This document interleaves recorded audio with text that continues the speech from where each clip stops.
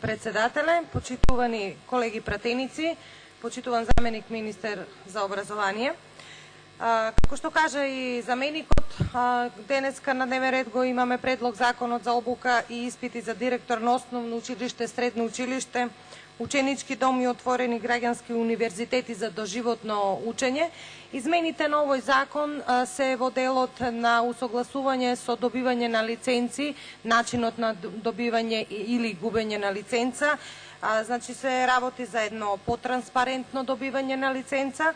Тука се во членовите усогласени и глобите доколку комисиите кои што се предвидени во овој закон не ги исполнат критериумите кои што се наведени, но овде во член 4 исто така стои дека обучувачите кои што веќе со години ги извршуваат обуките во Државниот испитен центар имаат право, односно задолжение, дека треба да вршат ревизија и ажурирање на прашањата и дека тестовите фактички тие треба да ги ажурираат најмалку 2 пати годишно, што ја поздравувам ова одлука. И исто така дека самите теми кои што ги предаваат на идните кандидати за директори на основно и средно училиште, исто така треба да бидат ажурирани најмалку 2 пати годишно. Имено обуката и испитот на директорите на основно и средно училиште ја врши Државниот испитен центар веќе со години и имаме една континуирана пракса во тој дел. Минатата година направивме измена во законот и малку направивме измени и во самиот начин на обука и во самиот начин на испит за директори во основните и средните училишта.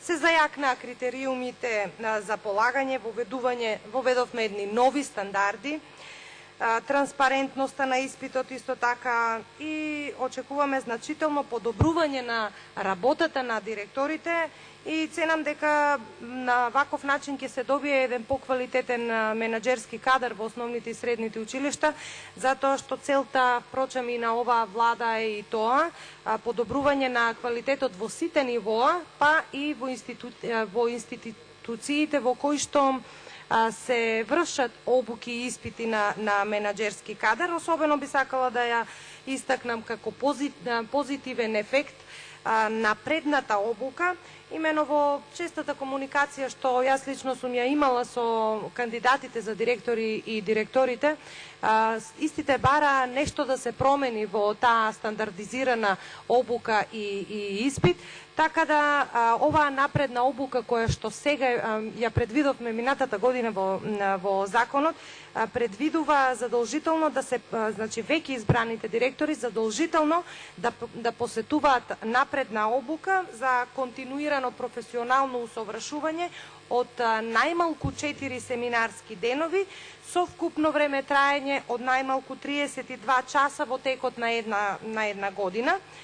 И сметам дека на овој начин дополнително ќе се мотивираат директорите за нивно постојано усовршување, следење на законската регулатива и се што е поврзано со квалитетно менаџирање и управување на едно училиште. Почитувани колеги, образованието е еден динамичен процес, така да самите училишта треба да бидат раководени од кадар кој што ќе знае и умее да се справи со предизвиците. Знаеме кои се надлежностите на директорот, значи да се грижи за училишната клима, да воспостави еден нормален образовен процес, една добра комуникација со вработените, да воспостави добра релација со локалната самоуправа, да соработува со бизнис заедницата и многу други задачи кои што директорот на основно и средно училиште ги има, да спроведува јавни набавки и секако домакински да се грижи за имотот кој што го има училиштето. Сметам дека сите овие обврски успешно ќе можат менаџерите на основните и средните училишта да ги да ги направат, доколку ја следат обуката која што е спроведува Државниот испитен центар, а оваа обука чисто за подсетување и на јавноста и на сите кои што не следат е базирана врз една програма која што содржи 6 модули и која што е подпишана од Министерот за образование и наука. Ви благодарам. Господин Николич Љубиша има реплика. Полица. Благодарам, председателе.